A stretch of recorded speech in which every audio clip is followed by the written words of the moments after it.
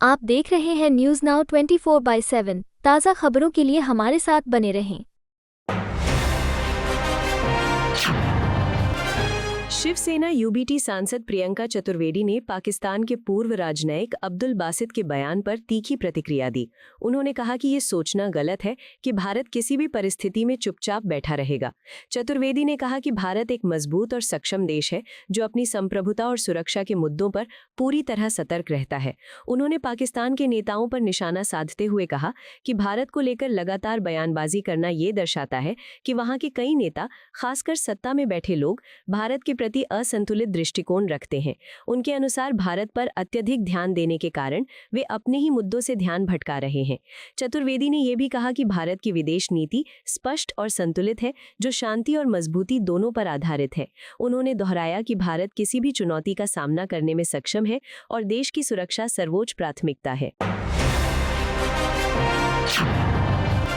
केंद्रीय मंत्री चिराग पासवान ने प्रधानमंत्री नरेंद्र मोदी के लंबे कार्यकाल को लेकर अपनी प्रतिक्रिया दी। उन्होंने कहा कि प्रधानमंत्री मोदी का देश में सबसे लंबे समय तक सरकार चलाने वाले नेता बनना न केवल उनके लिए बल्कि उनके समर्थकों के लिए भी गर्व का विषय है।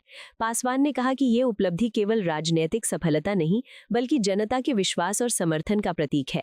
उनके अनुसार मोदी सरकार ने अपने कार्यकाल में कई महत्वपूर्ण निर्णय लिए हैं जिनका असर देश के विकास पर पड़ा है। उन्होंने ये भी कहा कि किसी भी नेता का लंबे समय तक सत्ता में बने रहना इस बात का संकेत है कि जनता उसके नेतृत्व से संतुष्ट है। पासवान के मुताबिक प्रधानमंत्री मोदी के नेतृत्व में देश ने स्थिरता और निरंतरता देखी है। कांग्रेस प्रवक्ता सुरेंद्र राजपूत ने असदुद्दीन ओवैसी पर तीखा हमला किया।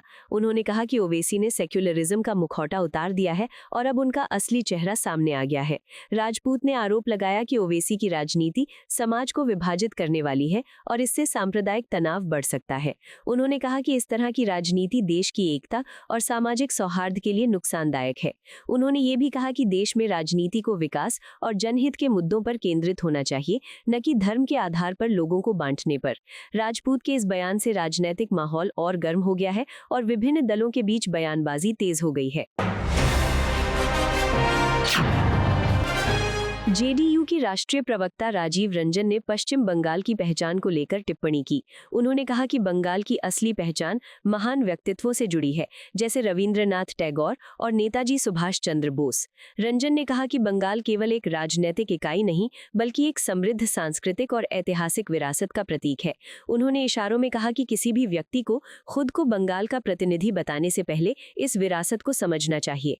उन्होंने ये भी कहा कि बंगाल की पहचान को सीमित राजनीतिक नजरिए से नहीं देखा जाना चाहिए। उनके इस बयान को सांस्कृतिक विरासत पर जोर देने और वर्तमान राजनीति पर अप्रत्यक्ष टिप्पणी के रूप में देखा जा रहा है। कांग्रेस सांसद सुखदेव भगत ने पश्चिम एशिया के हालात पर हुई सीसीएस बैठक को लेकर सवाल उठाए। उन्होंने कहा कि ये बैठक स्थिति को नियंत्रित करने की बजाय देर से उठाया गया कदम है। भगत ने कहा कि ये संकट काफी समय से चल रहा था और सरकार को पहले ही सक्रिय होना चाहिए था। उनके अनुसार समय रहते निर्णय न लेने के कारण हालात और जटिल हो गए हैं। उन्होंने ये भी कहा कि सरकार को केवल प्रतिक्रिया देने के बजाय पहले से योजना बनानी चाहिए थी। भगत के इस बयान को सरकार की विदेश नीति और संकट प्रबंधन पर सवाल उठाने के रूप में देखा जा रहा है। बीजेपी नेता संजय सरावगी ने पश्चिम बंगाल की मुख्यमंत्री ममता बनर्जी पर निशाना साधा। उन्होंने कहा कि उनकी नीतियां घमंडी और विभाजनकारी नजर आती हैं।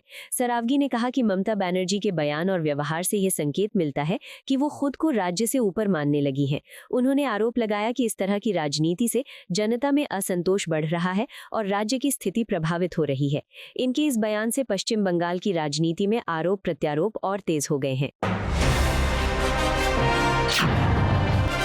उत्तर प्रदेश के मंत्री ओम प्रकाश राजभर ने कांग्रेस पर गंभीर आरोप लगाए हैं। उन्होंने कहा कि पार्टी ने लंबे समय तक मुसलमानों को केवल वोट बैंक के रूप में इस्तेमाल किया है।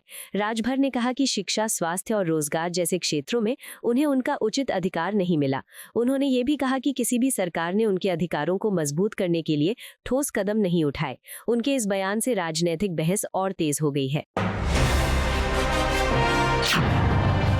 जेएमएम प्रवक्ता मनोज पांडे ने कांग्रेस सांसद गौरव गोगोई के बयान पर प्रतिक्रिया दी। उन्होंने कहा कि गोगोई असम की राजनीति को अच्छी तरह समझते हैं। पांडे ने कहा कि उनके बयान में कुछ सच्चाई है, क्योंकि कई नेता जो पहले कांग्रेस में थे अब बीजेपी में प्रभावशाली हो गए हैं। उन्होंने कहा कि ये बदलती राजनीतिक स्थिति को दर्शाता है। उनके इस बयान को एक संतुलित और व्यावहारिक प्रतिक्रिया के रूप में देखा जा रहा है।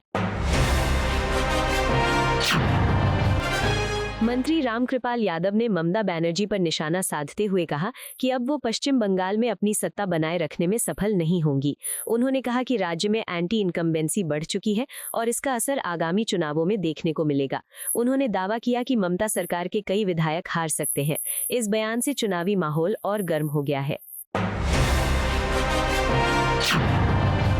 मंत्री मजिंदर सिंह सिरसा ने अमृतसर के एक अधिकारी की आत्महत्या के मामले में आम आदमी पार्टी पर आरोप लगाए हैं। उन्होंने कहा कि आम आदमी पार्टी दामतांत्रिक मूल्यों का पालन नहीं करती और अपने नेताओं को बचाने की कोशिश करती है। उन्होंने निष्पक्ष जांच की मांग करते हुए कहा कि दोषियों के खिलाफ सख्त कार्रवाई होनी चाहिए। उनके इस बयान से राजनीतिक विवाद और गहरा गया है। आपको यह वीडियो पसंद आया हो तो इसे लाइक करें, हमारे चैनल को सब्सक्राइब करें।